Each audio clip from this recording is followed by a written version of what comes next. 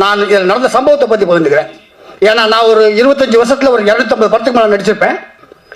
பல படங்களில் கும்பலில் கூட நிற்கிறதுக்கு நீ தகுதி இல்லை, வெளியே போடா அப்படின்னு துரத்துற காலங்கள் உண்டு. பல படங்களில் சாப்பிடும் போது தட்டை பிடிங்கிட்டு நீ அங்கே போய் நில்லு, நீ இங்கே போய் நில்லு, இந்த இடத்துல நீ நிற்கக்கூடாது அப்படின்னு சொன்ன காலகட்டங்கள் உண்டு. தட்டை புடுங்கினது, இந்த தட்டு தான் இந்த படத்தில் ஒரு மேட்டராக வருது. அண்ணன் முத்துக்காலை அவர்கள்.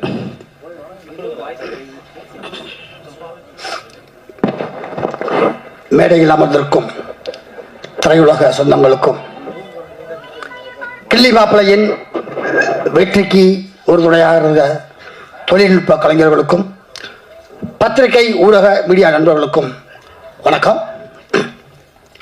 கிள்ளி மாப்பிள்ளை என்னுடைய இளமை காலங்களில் கிள்ளியும் கோழியும் தான் பின்னி பறஞ்சு விளையாடியது. என்னுடைய படிப்புக்கு தடை போட்டாலும் நடிப்புக்கு விதை போட்டது என்று சொல்லலாம். அது தான் கராத்தே சிலம்பம்லாம் கற்றுக்கிட்டு ஸ்டண்ட் நடிக்கிறான் வந்தேன். முதல்ல இந்த படத்தினுடைய தயாரிப்பாளருக்கும் இயக்குனருக்கும் ஒரு நன்றியை சொல்லிக்கிறேன். ஏன்னா நாங்கள் நடிக்கிற காலகட்டங்களில் 2010 அந்த காலகட்டங்களில் இவர் வடிவேலு குரூப்பு, இவர் விவேக் குரூப்பு அப்படின்னு சொல்லி பிரிப்பாங்க. ஒரு சில இடங்களில் நடந்திருக்கும். பட் அந்த வடிவேல் சார் குரூப்பையும் விவேக் சார் குரூப்பையும் இந்த கிள்ளி மாப்பிள்ளையில் ஒன்றாக இணைத்து எல்லோருக்கும் வாய்ப்பு கொடுத்த தயாரிப்பாளருக்கும் இயக்குனருக்கும் இந்த நேரத்தில் மனமார்ந்த நன்றியை தெரிந்து கொள்கிறேன். ஏன்னா அப்படி ஒரு காலகட்டங்கள் இருந்தது, அதை உடைச்சாரு. இந்த கிள்ளி மாப்பிள்ளையில் எப்படி ராமர் பாலம் கட்டுவதற்கு அனுமான் ஒரு துணையாக இருந்தாரோ, அந்த அனுமானுக்கு நாங்கள் ஒரு துரும்பாக இந்த கிள்ளி மாப்பிள்ளையை தயாரித்திருக்கும் அனுமான் பிக்சர்ஸுக்கு நாங்கள் ஒரு துரும்பாக உள்ளே நுழைந்து இதன் பிறகு அவர்கள் அடுத்தடுத்து தயாரிக்கும் படத்தில் ஒரு கரும்பாக இருக்க ஆசைப்படுகிறோம். அடுத்தடுத்து தயாரிக்கும் படத்தில் நாங்களும் இருப்போம் என்று சொன்னதற்கு தயாரிப்பாளருக்கு நன்றி. ஒரு சின்ன ஒரு சந்தோஷத்தை இந்த படத்தில் நடந்த விஷயத்தை ஒரே நிமிஷத்தில் நான் பகிர்ந்துக்கிறேன். ஏன்னா எல்லா படத்தை பற்றி சொன்னாங்க, நான் இதில் நடந்த சம்பவத்தை பற்றி பகிர்ந்துக்கிறேன். ஏன்னா நான் ஒரு 25 வருஷத்தில் ஒரு 250 படத்துக்கு மேலே நடிச்சிருப்பேன். பல படங்களில் கும்பலில் கூட நிற்கிறதுக்கு நீ தகுதி இல்லை, வெளியே போடா அப்படின்னு துரத்துற காலங்கள் உண்டு. பல படங்களில் சாப்பிடும் போது தட்டை பிடிங்கிட்டு நீ அங்கே போய் நில்லு, நீ இங்கே போய் நில்லு, இந்த இடத்துல நீ நிற்கக்கூடாது அப்படின்னு சொன்ன காலகட்டங்கள் உண்டு. தட்டை புடுங்கினது, இந்த தட்டு தான் இந்த படத்தில் ஒரு மேட்டராக வருது, சம்பவமாக வருது. தட்டை புடுங்கின காலகட்டங்களில் ரொம்ப வருத்தப்பட்டிருப்பேன். பட் இந்த படத்தை பற்றி எனக்கு ஒரு 3-4 பேர் ஒரே பேர் நேரத்தில் பேசினாங்க.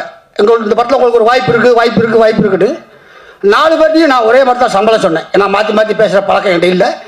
4 பேர்த்தையும் ஒரே மாதிரி தான் சம்பளம் சொன்னேன். நடிப்பதற்கு காரைக்குடி போனேன். ஒரு நாள் பிளான் பண்ணியிருந்தாங்க.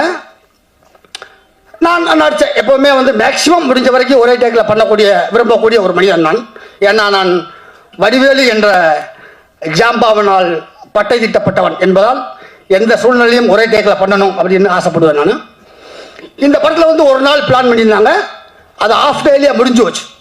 அதுக்கு காரணம் கேட்டால் இயக்குனரும் கேமராமேனும் கோ டைரக்டரும் தான் காரணம்.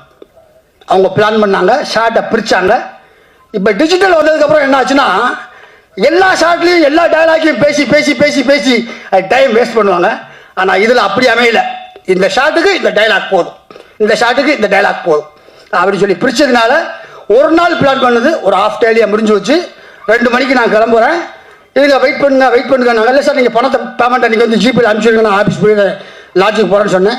வெயிட் பண்ணுங்கன்னு சொன்னாங்க. எதுக்காக வெயிட் பண்ண சொல்கிறாங்கன்னு ஒரு சந்தேகமாக இருந்தது. ஒரு 1/2 hour கழித்து ஒரு தாம்பாள தட்டு வந்தது. தாம்பாளம் நிறையா பழங்கள் வந்தது. அந்த பழத்து மேலே நான் நடிப்பதற்காக பேசப்பட்ட பணம் வந்தது.